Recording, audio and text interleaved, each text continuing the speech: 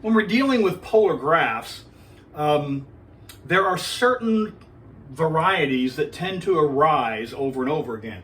Just like when we're in a rectangular system, we tend to get the same.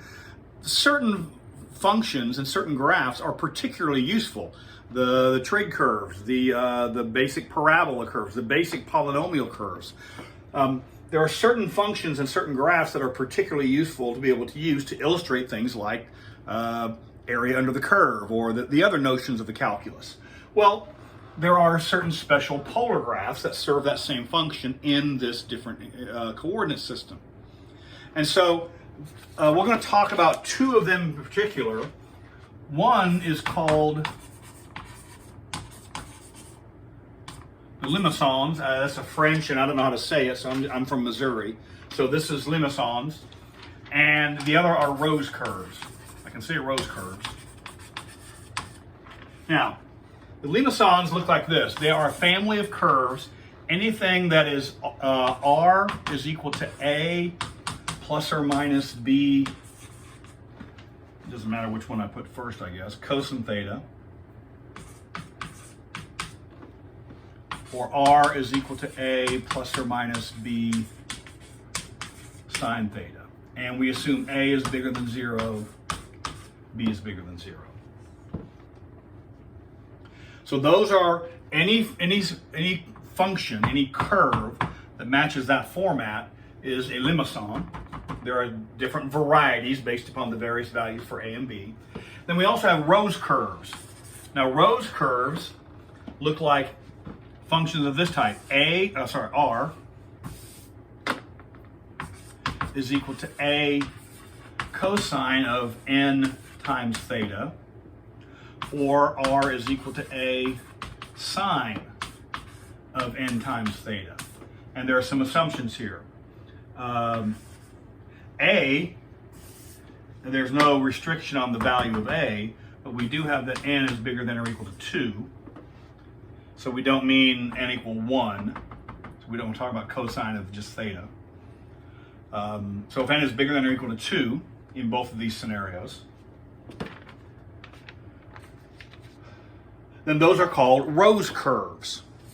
Now, we'll take a look at each of these in turn and talk about sort of their general principles and what they look like, and just rummage through several of these. Now, remember, in practice, if you need the graph of a particular equation, then you can put it on whatever machine you want and whatever machine you know how to use and find the graph. Remember, I will play the role of the computer on exam day, and I will, if I want you to be able to use R is equal to 3 minus 3 cosine theta, I will give you that picture out of the blue. So let's look at a few of these just to get a feel for how they work. Let's play Limassons first. And the first one I have here is the one I just mentioned. So I have R is 3 plus 3 cosine theta. All right? And we have theta, R. Remember, theta is the independent variable, R is the dependent variable. And we have our little coordinate system. One thing that's important to bear in mind, I don't know if I mentioned this earlier, this next piece is important to bear in mind. When we have our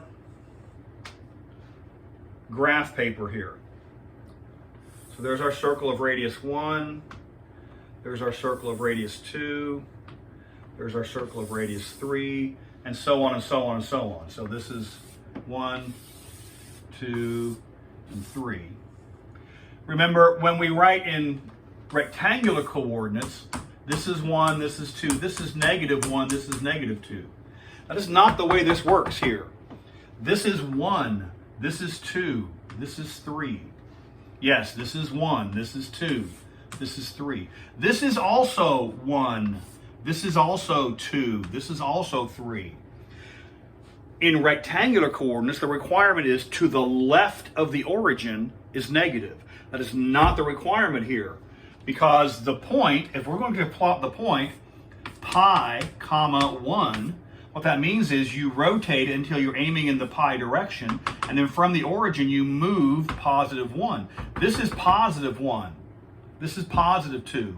Positive 1, positive 2, positive 3. Now, if we want to the point pi comma negative 1, that means you aim in this direction, but now you reverse, you go backwards. And so, in a sense, each one of these is both positive or negative 1. This is positive or negative 2. This is positive or negative 2, depending upon whether you're aiming in that direction or in the opposite direction. So that's an important piece to bear in mind, in that, remember, this is still positive 2 if you're aiming in that direction. Now, let's take a look at our particular little problem here, and I need to get a scale here. I'm going to do this, but I'm going to not put the circles on here. I think they get in the way a little bit. And I was going to put a scale. So this is 1, 2, 3, 4, 5, 6, 7, 8, and I have 1, 2, 3, 4, 5, 6. I have 1, 2, 3. This is again positive 3, 4, 5, 6. 1, 2, 3, 4, 5, 6. And if theta is equal to 0, when you're aiming out the polar axis, cosine of 0 is 1, 3 times 1 is 3, 3 and 3 makes 6. So when you aim in the 0 direction, the function value is positive 6. All right, what happens when you aim in the pi over 2 direction? What's cosine of pi over 2? Cosine of pi over 2, we know that's 1, right? Cosine of pi over 2, that's 0. 0 times 3 is 0. 0 plus 3 is 3. So when you're aiming in the pi over 2 direction, the function value is 3. And it's not too hard to convince yourself, if you plot more and more particular, if you plot as many points or many angles as you wanted between 0 and pi over 2, you would see the function value starts at 6, and then as you sweep through the quadrant, the distance gets smaller and smaller. This distance is larger than that distance is larger than that distance. As you're sweeping through the quadrant, those distances from the poles get smaller. Distances from the pole get smaller. As you aim in the pi direction, now we're sweeping through quadrant number 2. Look at what happens. At pi, cosine of pi is negative 1. That's negative 3. Negative 3 and 3 makes 0. This was 3. So when you're aiming in the pi direction, the function value is 0. And what happens is that a picture, roughly speaking, of that sort is what develops. You could plot more points and get more detail, but that's the basic idea. Now the question is, what happens at, let's say, 3 pi over 2? Cosine of 3 pi over 2 is 0 again. Right? Cosine. There is a relationship between this curve and that. It's not the same curve. Cosine of 3 pi over 2 is 0. 0 times 3 is 0. 0 plus 3 is 3. So when you're aiming in the 3 pi over 2 direction, right, you go out 3 units. And we can see that this is pi. What happens between 0 and pi is the mirror image of what happens between pi and 2 pi. So what has to happen down here in the quadrants 3 and 4 is the mirror image of what happens above. And so we actually can see this comes back out, and when we get to 2 pi, cosine of 2 pi is 1 again. 1 times 3 is 3. 3 and 3 makes 6. And so sure enough, this goes back out to 6. And this is called, so this is a Limassons. This is a special case. This is called a cardioid, because if you look sideways, it looks sort of like a heart shape. So a cardioid is a special type of Limassons. A cardioid will develop anytime. So cardioid has this.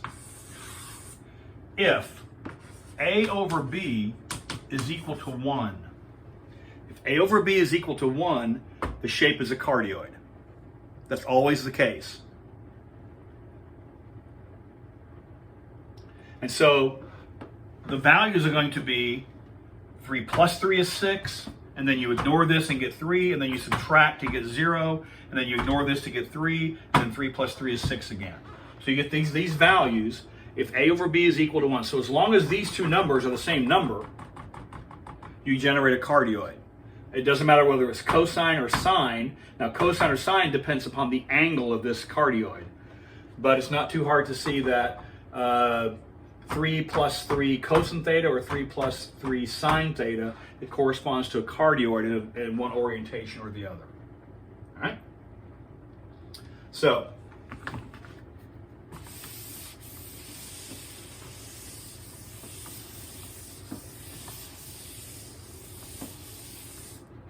and again, you do not need to be able to draw the graphs, but I'm sketching out a few of these.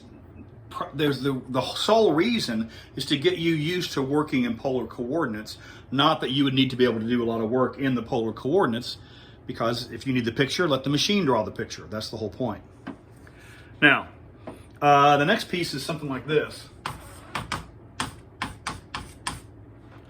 1 plus 4 cosine theta. All right? And we're going to do theta, and we're going to do r. All right? And so let's see what we have here. Again,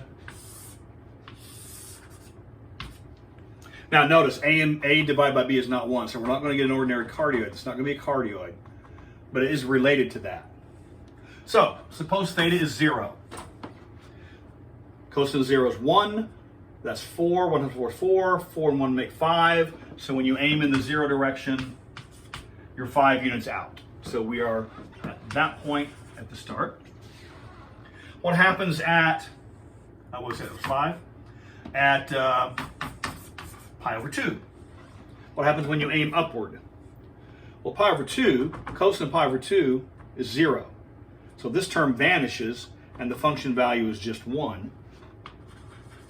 So again, this comes in, but it's much more severe this time because the difference is not going from 6 to 3, it's going from 5 to 1. It's a much more severe sweeping as curvature as you move from from 0 to pi over 2. All right. What happens when you aim in the pi direction? So pi over 2, what we say that was? That was 1. All right. What happens when you aim in the pi direction? When you aim in the pi direction, right, well, it's cosine of pi. All right? Cosine of pi is -1. Now look what happens. -1. 4 times -1 is -4. -4 plus 1 is -3. When you aim in the pi direction, the distance you go is -3, which is back here. So you're aiming in this direction, but you're going backwards. This is the first time that's happened in any of the graphs we've dealt with so far. And it turns out this is what happens. This crosses over like that. So that's as you go from, so this was -3. As you go from 0 to pi, you start at 5 and go to -3. But that's as you're going from 0, what's my graph, cosine? Right, that's as you go from 0 to pi. Going from pi to 2 pi is the mirror image. So as you go from pi to 2 pi, I need the same mirror image, and it's going to look something like this. It is a cardioid, and this is drawn poorly, but it's a cardioid with an inner loop. Anytime A over B, right? We have A over B, and what's my restriction here? With an inner loop, A over B is less than 1. I'm sorry, I have this backwards.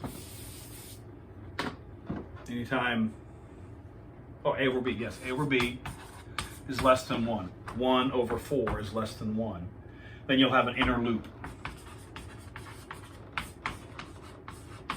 Again, I'm not going to make you do that, but I will provide the picture for you. But for the record, anytime you have this structure where A over B is less than 1, then that's a cardioid with an inner loop.